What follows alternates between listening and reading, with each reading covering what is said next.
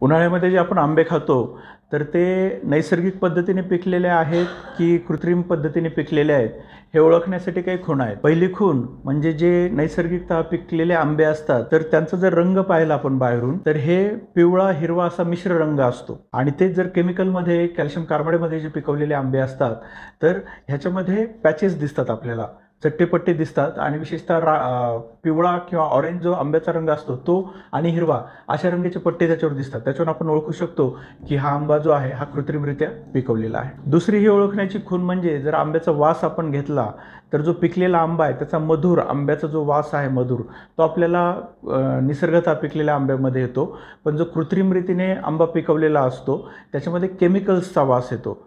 त्याच्यामध्ये स्ट्रॉंग वास जाणवतो तुम्हाला आंब्याच्या वासाबरोबर आणि त्याच्यामुळे आपण ओळखू शकतो की हा आंबा जो आहे हा कृत्रिमरित्या पिकवलेला आहे.